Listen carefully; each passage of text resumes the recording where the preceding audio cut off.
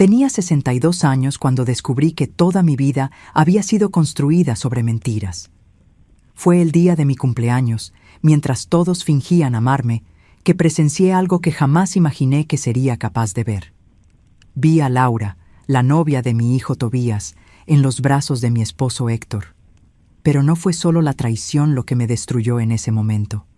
Fue lo que escuché después, escondida detrás de la puerta de la despensa, lo que me hizo darme cuenta de que estaba en peligro. Déjenme regresar unas horas antes de lo sucedido, cuando todo parecía perfecto. Era una mañana soleada en Guanajuato, mi ciudad natal. Me desperté temprano, como siempre, con el sonido de las campanas de la iglesia. Héctor aún dormía a mi lado, y por la ventana entraba esa luz dorada que siempre amé. 62 años. Tantas primaveras vividas, tantas historias guardadas en este pecho. Me levanté despacio, me puse mi bata roja y fui a la cocina a preparar el café. La casa estaba en silencio, pero pronto estaría llena de vida. Tobías llegaría con Laura, mi futura nuera. Se casarían en 3 meses y yo no cabía en mí de tanta felicidad. Laura había entrado en nuestras vidas como un rayo de sol. Hermosa, joven, atenta. Cabello negro y largo, ojos cafés profundos, siempre con esa sonrisa amable. Venía de Querétaro, de una familia humilde. Conoció a Tobías en la universidad, donde él daba clases de historia. Desde el primer día que la trajo a casa, me conquistó. Me llamaba suegra querida, me ayudaba en todo lo que necesitara y parecía realmente interesada en formar parte de la familia. Héctor también la adoraba.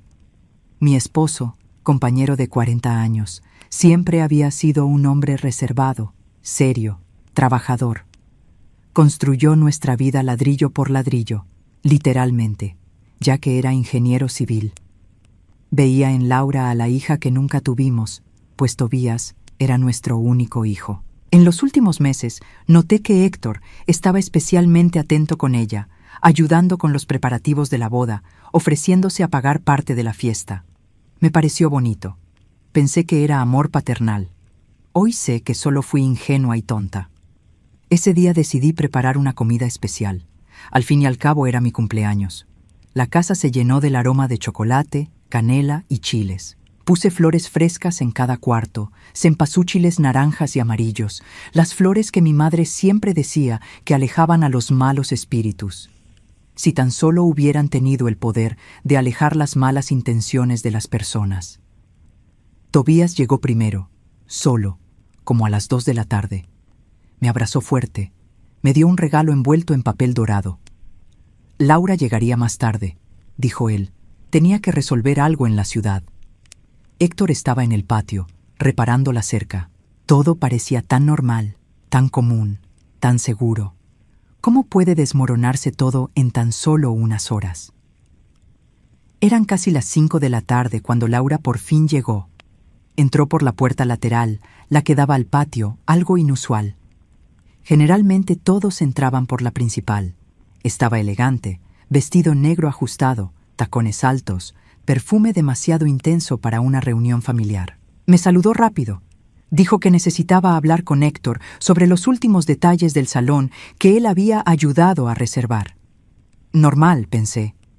Él está ayudando con la boda. Tobías estaba en la sala, viendo fútbol. Yo regresé a la cocina, terminando los últimos preparativos. Entonces recordé que había olvidado el vino especial que guardaba en la despensa del fondo. Esa construcción antigua anexa a la casa principal, donde almacenábamos conservas y bebidas. Era un vino que mi padre había guardado décadas atrás, y yo quería abrirlo ese día especial. Caminé por el patio hacia la despensa. La puerta estaba entreabierta, y fue entonces cuando escuché. Primero, una risa baja, femenina. Después, la voz de Héctor, en un tono que no reconocí, cariñoso, íntimo. Mi corazón se aceleró. Empujé la puerta suavemente, y lo que vi me arrancó el suelo de los pies. Héctor tenía a Laura envuelta en sus brazos, sus manos en la cintura de ella, los labios de ella cerca de su cuello. No solo se estaban abrazando. Había intimidad ahí, familiaridad, deseo. Me quedé inmóvil. Todo mi cuerpo temblaba, pero no pude moverme ni gritar.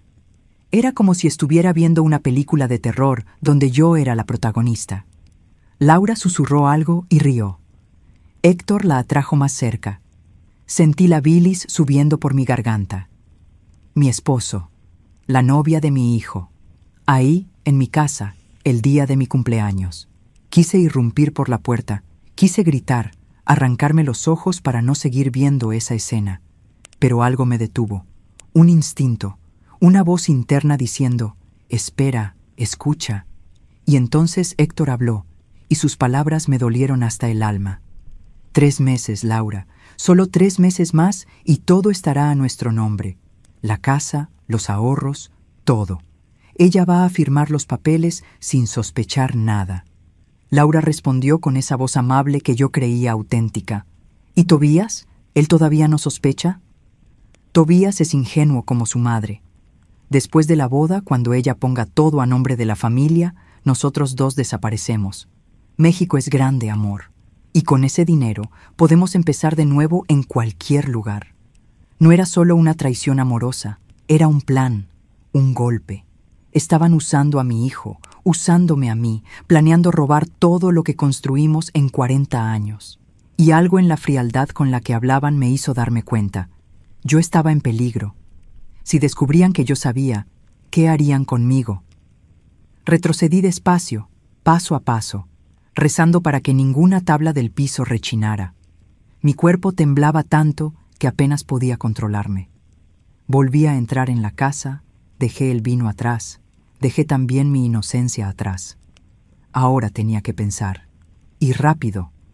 Entré a la cocina intentando controlar la respiración. Mis manos temblaban tanto que tuve que apoyarlas en el fregadero.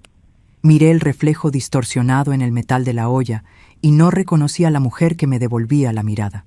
En cuestión de minutos, había envejecido décadas. Respira, Bárbara, me dije. Respira y piensa. Tobías seguía en la sala, ajeno a todo. Mi pobre hijo, tan enamorado, tan ciego. ¿Cómo podría destrozarle el corazón contándole lo que había visto? Y aunque se lo dijera, ¿me creería? Laura era perfecta a sus ojos. Y Héctor, su padre, su héroe. ¿Quién creería que los 2 estaban conspirando juntos? Peor aún, los papeles que mencionaron. Hace 2 meses, Héctor me había pedido poner la casa a nombre de la familia. Dijo que era para facilitar la herencia y evitar impuestos futuros. En mi ingenuidad, acepté. Los documentos estaban con el abogado, esperando solo mi firma final. Sería la próxima semana. Si firmaba, lo perdería todo. Si me negaba sin motivo, sospecharían que había descubierto algo. Estaba acorralada. La puerta trasera se abrió. Héctor entró primero, con el rostro tranquilo, como si no acabara de planear la destrucción de su propia familia. Laura vino detrás, acomodándose el cabello, sonrisa perfecta en el rostro. Me miró y dijo con esa dulzura falsa: «Suegra querida, qué olor tan maravilloso. Estaba platicando con don Héctor sobre las flores de la iglesia. Es tan atento». Tuve que usar cada gramo de fuerza que tenía para devolverle la sonrisa. «Qué bueno, mija. La comida ya casi está lista. Ve a llamar a Tobías». Ella pasó junto a mí, su perfume empalagoso dejando un rastro en el aire. Héctor se acercó, intentó besarme en la mejilla como siempre lo hacía. Me aparté sutilmente, fingiendo mover algo en la estufa. No podía dejar que me tocara. No ahora, y nunca más. La cena fue la peor tortura de mi vida. Todos sentados alrededor de la mesa que yo misma había escogido hacía 20 años, bajo la luz del candelabro que había sido regalo de bodas, rodeados de las fotografías en las paredes que mostraban nuestra historia. Tobías sostenía la mano de Laura, hablaba entusiasmado sobre la luna de miel que planeaban en Tulum. Héctor sonreía, servía vino, brindaba por nuestro futuro. Y Laura, esa víbora de vestido negro, me miraba con falsa ternura mientras partía el pastel que yo había preparado con tanto cariño. Cada bocado era ceniza en mi boca, cada palabra de ellos, un veneno en mis oídos. Pero sonreí. Fingí. Agradecí, porque en ese momento entendí algo fundamental. Ellos no podían saber que yo sabía. Mi única ventaja era el elemento sorpresa. Cuando todos se fueron, Héctor subió al cuarto. Yo me quedé sola en la cocina, lavando los trastes, planeando mis próximos pasos. Tenía una semana, 7 días para proteger a mi hijo, salvar mi patrimonio y escapar de esa trampa, y haría lo que fuera necesario. Pasé la noche en vela, acostada al lado del hombre al que juré amar hasta la muerte, sintiendo repulsión. Cada vez que él se movía, mi cuerpo se tensaba. Estaba compartiendo la cama con un extraño, con un traidor. ¿Cuántas otras noches había dormido a mi lado planeando robarme? ¿Cuántas veces besó mi frente pensando en Laura? Al amanecer, tomé una decisión. No podía hacer esto sola. Necesitaba ayuda, pero de alguien que me creyera sin dudar. Pensé en mi hermana Lucía, que vivía en León. Siempre había sido más lista que yo, más desconfiada. Trabajaba como contadora y entendía de leyes, de documentos, de cómo la gente roba a otros. Esperé a que Héctor saliera a trabajar. Le dije que pasaría el día con unas amigas, algo normal. Él besó mi frente, ese gesto que antes me reconfortaba y ahora me daba asco, y se fue. En cuanto su coche desapareció en la esquina, llamé a Lucía. Ella llegó en 3 horas.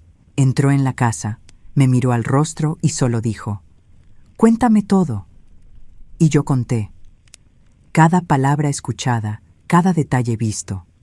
Cuando terminé, Lucía no mostró sorpresa, solo una rabia que reconocí. Era la misma rabia que ardía dentro de mí. «Bárbara, escucha bien. No puedes firmar esos papeles.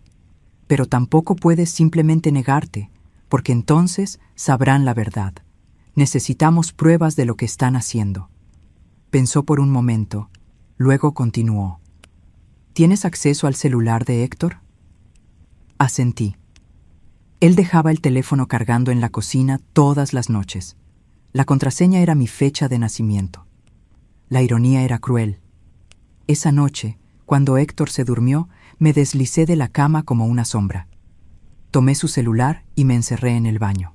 Mis manos temblaban al marcar la contraseña. Y ahí estaba. Mensajes interminables con Laura. Se conocían desde hacía años. Habían planeado cada paso. Ella debía conquistar a Tobías, casarse con él, mientras Héctor me convencería de poner todo a nombre de la familia.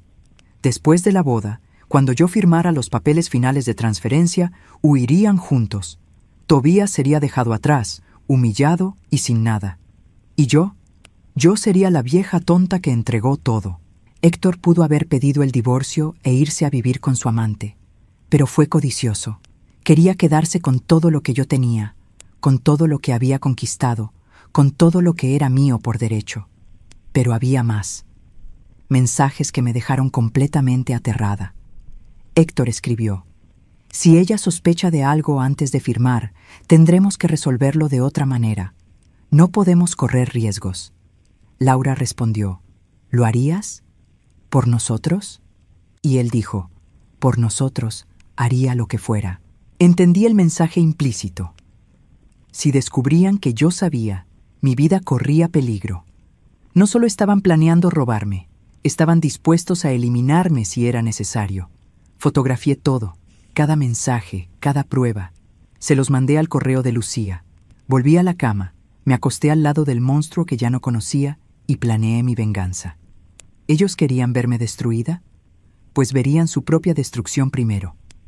La semana pasó como entre niebla. Seguí representando mi papel de esposa amorosa y suegra entusiasta. Confirmé con Héctor que firmaría los papeles el viernes en la oficina del abogado. Vi el alivio en sus ojos, la sonrisa satisfecha. Laura vino a cenar 2 veces esa semana y cada vez me abrazaba con ese cariño falso. Yo le sonreía de vuelta, pero por dentro ardía en llamas. Lucía trabajó en silencio, tras bambalinas. Llevó las pruebas a un abogado de confianza. Preparamos una denuncia formal por conspiración y fraude. Ella también habló con Tobías y le pidió que confiara en mí, que el viernes fuera a la oficina del abogado sin decir nada a nadie.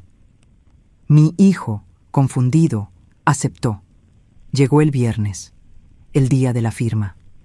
Héctor estaba nervioso, intentando disimular. Laura mandó un mensaje diciendo que pasaría por la oficina para apoyar a la familia. Claro que lo haría. Quería asegurarse de que yo firmara. Llegamos a la oficina a las 10 de la mañana. El abogado de Héctor, un hombre bajo de lentes, nos saludó cordialmente. Los papeles estaban sobre la mesa.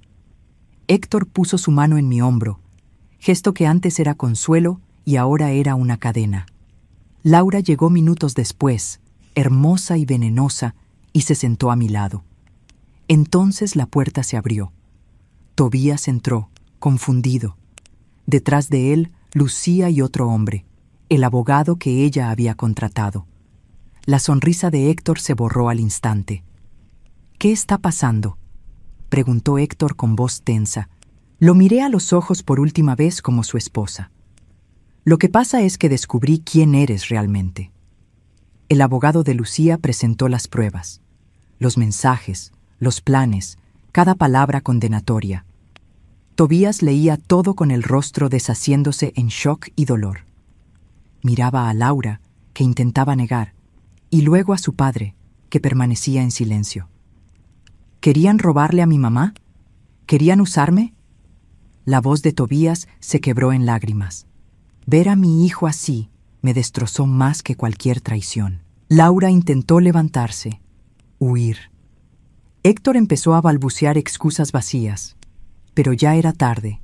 El abogado explicó que se levantaría una denuncia formal. Podrían enfrentar cargos criminales. Ese día firmé papeles, pero no los que Héctor esperaba.